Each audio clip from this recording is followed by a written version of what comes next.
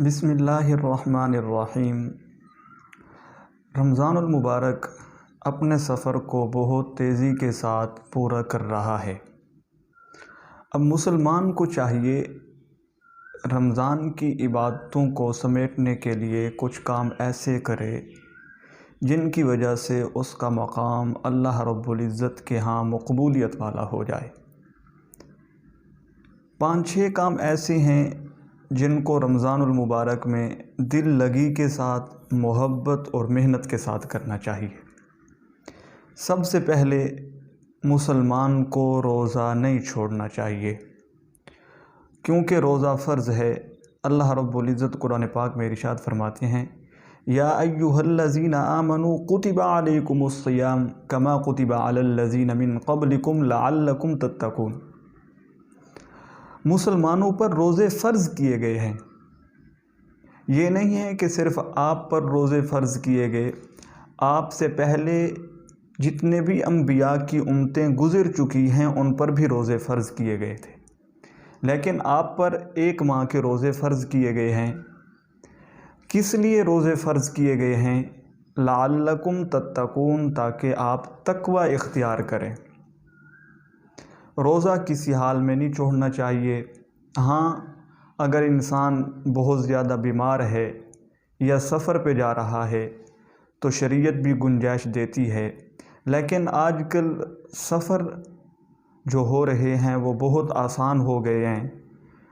جو سفر میں رخصت دی گئی تھی وہ اس وقت دی گئی تھی جب راستے میں پیدل چلا جاتا تھا، راستے مشکل ہوتے تھے۔ آج کل تو راستے بہت آسان ہیں۔ اچھا تو یہ ہے کہ روزہ رکھ لینا چاہیے، نہیں تو شریعت رخصت کی اجازت دیتی ہے۔ دوسرے نمبر پر ہمیں قرآن کریم کی سب سے زیادہ تلاوت کرنی چاہیے۔ قرآن کریم اور رمضان کا آپس میں بہت گہرا تعلق ہے۔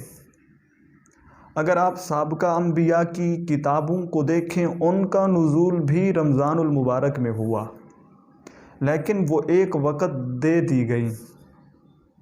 قرآن کریم کا نزول بھی ایک وقت رمضان المبارک میں ہوا۔ بعض علماء فرماتے ہیں کہ اللہ رب العزت نے لوح محفوظ سے آسمان دنیا پر ایک مرتبہ قرآن اتار دیا، پھر جیسے جیسے ضرورت پڑتی رہی وہ اترتا رہا۔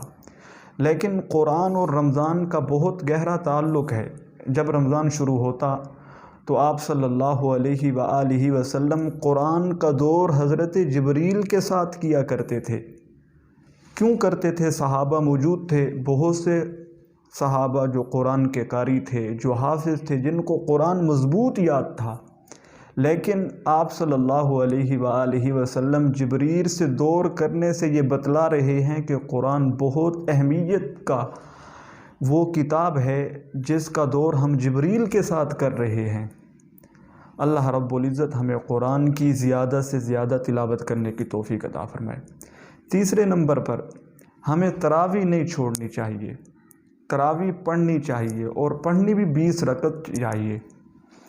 کتابوں میں لکھا ہے تراویح کے ایک سجدے پر 1500 نیکی ملتی ہے۔ اب یہ رحمتوں کا مہینہ ہے، برکتوں کا مہینہ ہے، ہمیں چاہیے کہ ہم عبادتوں کو سمیٹیں۔ اور چوتھے نمبر پر ہمیں وہ گناہ چھوڑ دینے چاہیے جو ہم سال بھر میں کرتے رہتے ہیں۔ یعنی کہ کوئی آدمی ڈرامے دیکھتا ہے، کوئی آدمی فلمیں دیکھتا ہے، کوئی آدمی گانے بجانے سنتا ہے، رمضان میں ان کو مؤخر کر دے اور اس نیت سے کرے کہ میں ان کو رمضان میں چھوڑ رہا ہوں، اللہ رب العزت مجھے آئندہ بھی انہیں چھوڑنے کی توفیق دے۔ اور 5واں کام ہمیں کیا کرنا چاہیے؟ استغفار کرنا چاہیے، زیادہ سے زیادہ استغفار کرنا چاہیے۔ آپ صلی اللہ علیہ وآلہ وسلم پر درود بھیجنا چاہیے، ذکر الہی کرنا چاہیے، تاکہ ہم اللہ رب العزت کے قرب کو حاصل کر سکیں، اللہ رب العزت کے قریب ہو سکیں۔ یہ اللہ رب العزت کے قریب ہونے کا مہینہ ہے، اللہ رب العزت سے دوستی لگانے کا مہینہ ہے، اللہ رب العزت سے خزانے لوٹنے کا مہینہ ہے۔ ہر وقت منادی آواز لگاتا ہے، کوئی ہے مانگنے والا جسے ہم ادا کریں۔ اب اللہ رب العزت کی طرف سے تو ہر وقت آواز لگے، کہ مجھ سے مانگو میں دینے کے لیے تیار ہوں، لیکن مسلمان اتنا غافل ہے کہ اللہ رب العزت کی طرف اس مہینے کے اندر بھی رجوع نہیں کر رہا۔ اللہ رب العزت ہمیں عمل کی توفیق عطا فرمائے۔